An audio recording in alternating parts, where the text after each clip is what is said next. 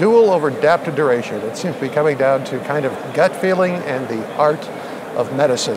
And this is from the March 3rd issue of JACC. There is a paper. It is on the italic trial, 6 versus 24 months of DAPT. And I am here with Dean Kereiakes, MD, Medical Director of the Christ Hospital Lindner Research Center in Cincinnati. You have the editorial comment on this. This has been a complete mess for the last several years as people try to argue what's the optimal duration of DAPT. Where are we now? First, let's talk about the italic trial. The italic trial. Well, I think we're still in evolution. The italic trial, which I was glad to have the opportunity to comment on, is a relatively small trial. It was designed with 1,850 DES treated, and they're all treated with everolimus-eluting stents. So these are second generation, best-in-class everolimus-eluting stents. And they also had to be aspirin responsive. This is the only trial to date out of 8 trials that have evaluated different durations of DAPT following stent deployment, coronary stent deployment. And they had to be all responsive to aspirin in order to participate. The challenge is, in part related to the aspirin responsiveness, but also the low incidence of events. It's got to be a relatively low-risk population, because when you design a trial to test different durations of dual antiplatelet therapy, in this case, thienopyridine duration, because all patients were treated with aspirin and were sensitive to aspirin, you want to show that it's powered to suppress ischemic events, that one strategy may be more effective than the other in reducing ischemic events. Ischemic events like myocardial infarction, stent thrombosis, or even the composite, death, MI, stroke, which we call MACE, major adverse cardiovascular and cerebrovascular events. Well, point in fact, this trial was designed and powered originally to compare 6 versus 24 months duration of thienopyridine.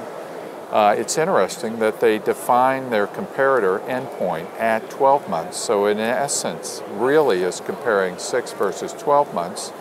And the original estimate of their endpoint, a composite of multiple endpoints, including major bleeding, which I have some challenges with, because when you include bleeding, that's to enrich the endpoint density and to accrue power.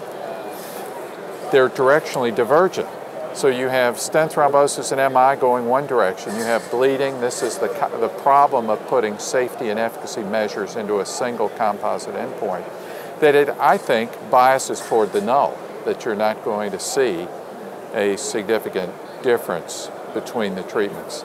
That being said, there are only 3 stent thrombosis events in the entirety of the trial. There are only 10 MI events in the entirety of the trial, actually favoring longer duration, with a hazard of 0.67, a hazard ratio. And there is only 3 major bleeding events in the whole trial. So you can't even, you cannot construct confidence intervals around endpoints that occur with 0 and 3 frequency in the 2 treatment groups. True. So in all honesty, it's underpowered, a low-risk group.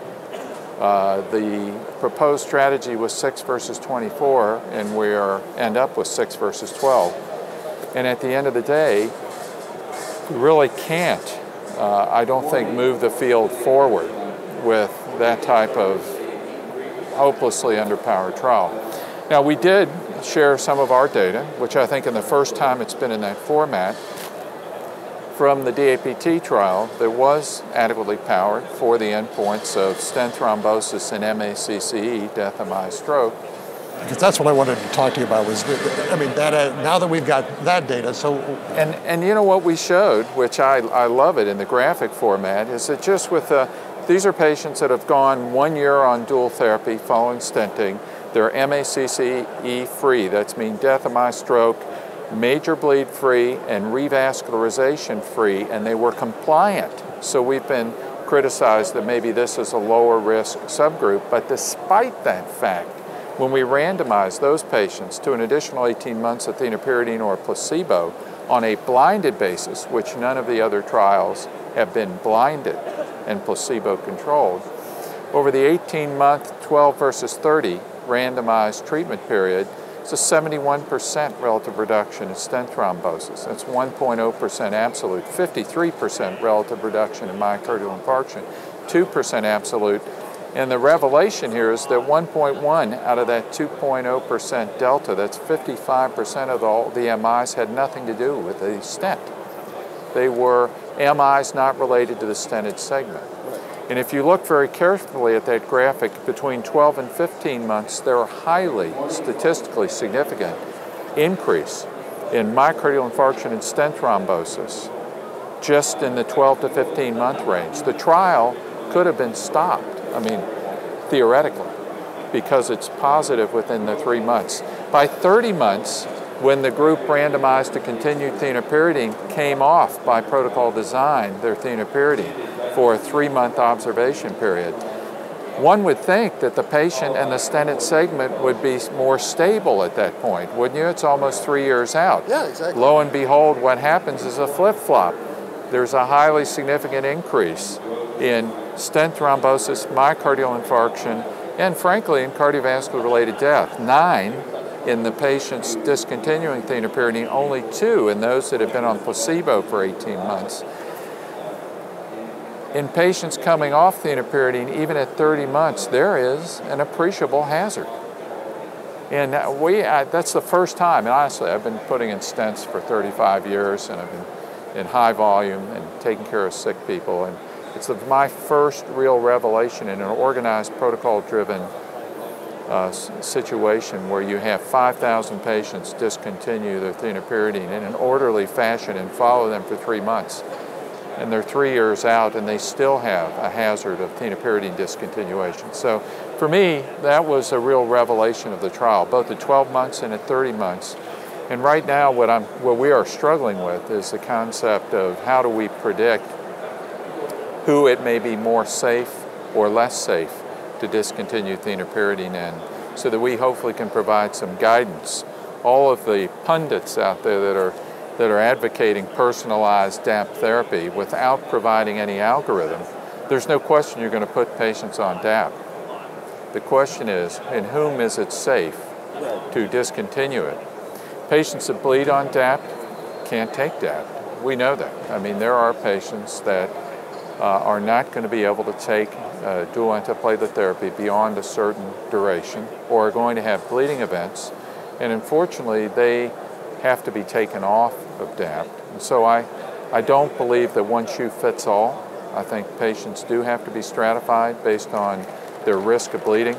What we're really not sure of who's the biggest risk for stent thrombosis, myocardial infarction, because if you recall, our analysis actually stratified patients by risk of stent thrombosis, including STEMI, non-STEMI, and Bob Ye is going to present those data here. And let me say the analysis so that I'm not saying what Bob Ye is going to say, but in the analysis published in the New England Journal by Laura Mauri as the first author, you'll see that it didn't matter whether you had these pre-specified risk factors for stent thrombosis or not. Right. You had a consistent benefit of longer duration thienopyridine. So it didn't matter. So at this point, what's the take-home message with all of this data, especially DAPT? I think that antiplatelet therapy is good secondary prevention for patients with symptomatic atherosclerotic cardiovascular disease. And I think that's true. Just like statins are good secondary preventive therapy for patients. The risk of the patient is durable. There's a hazard of being one of these patients with symptomatic atherosclerotic cardiovascular disease. They're at durable risk for atherothrombotic events, including MI, stroke, and there is a durable risk of the stent. We may be able to modify that with better stents, stents that heal faster.